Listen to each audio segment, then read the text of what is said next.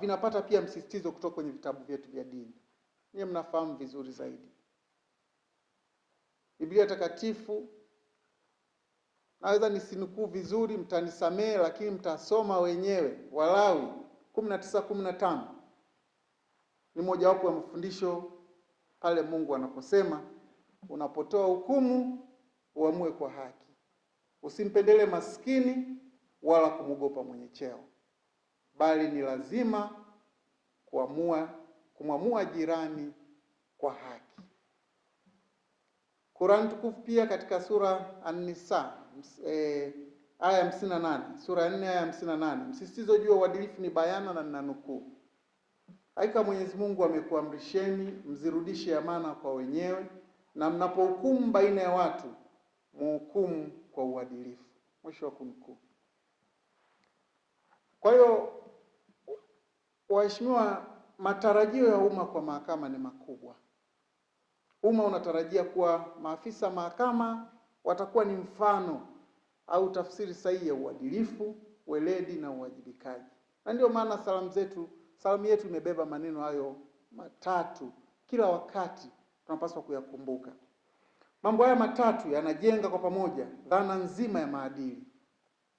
Kwa hiyo ni muhimu sana kwa maafisa mahakama wote kuwa na kiwango cha juu cha uadilifu, kwani kama nilivyotangulia kusema ndio mtaji wetu, na mtaji haupaswi kupungua.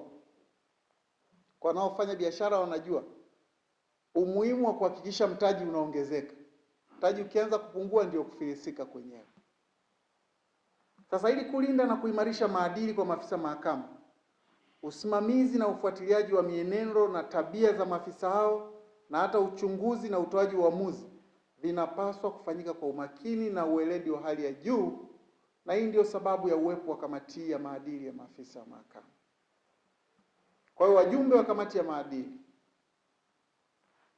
mnao wajibu mkubwa wa kujifunza na kuelewa mambo ya kimsingi ya kazi yenu ili muweze kusimamia kikamilifu nidhamu na maadili ya maafisa mahakama. Pamoja na hekima na busara zenu, mafanikio yenu kama wajumbe wa kamati ya maadili ya maafisa mahakama yanategemea sana weledi na ufanisi wenu katika uzingatiaji wa taratibu za upokeaji wa malalamiko, uchunguzi wa tuhuma, usikilizaji wa ukiukwaji wa maadili na hatimaye maamuzi mnayotoa. Tumekuwa tukipokea mashauri mengi na kumbukumbu zilizopo zinaonyesha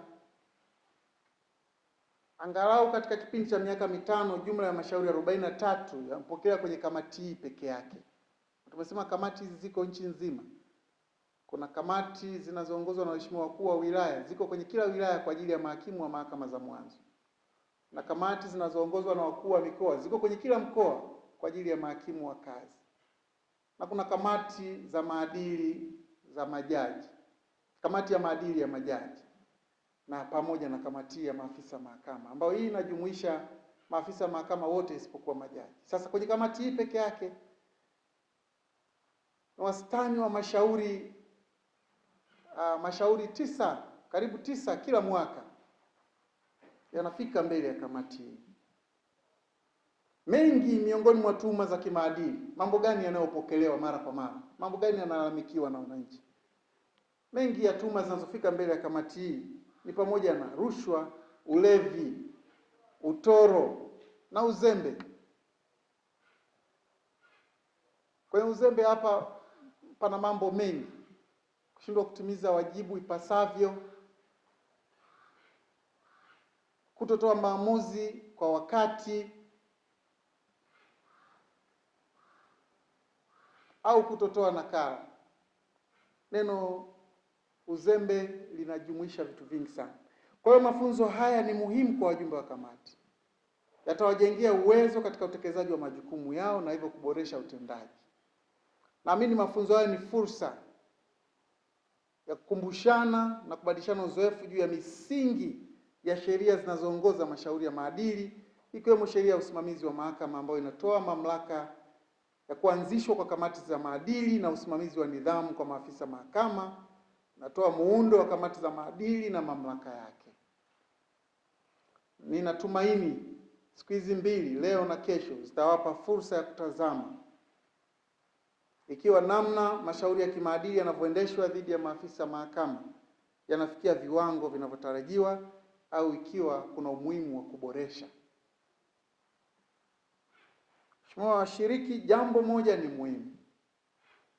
Hivi sasa kumeanza kuwa na malalamiko na wajumbe wa kamati wanafahamu juu ya mchakato wa uchunguzi wa tuhuma za maadili dhidi ya maafisa mahakama vinachukua muda mrefu.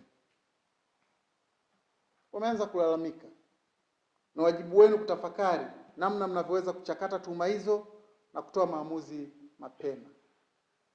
Usahihi katika uendeshaji wa mashauri dhidi ya tuhuma za kimaadili na ubora wa maamuzi yenu ni mambo ya muhimu sana. Ni mambo ya muhimu sana kama haki inapaswa kuonekana. Lazima kila kitu kifanyike kwa usahihi.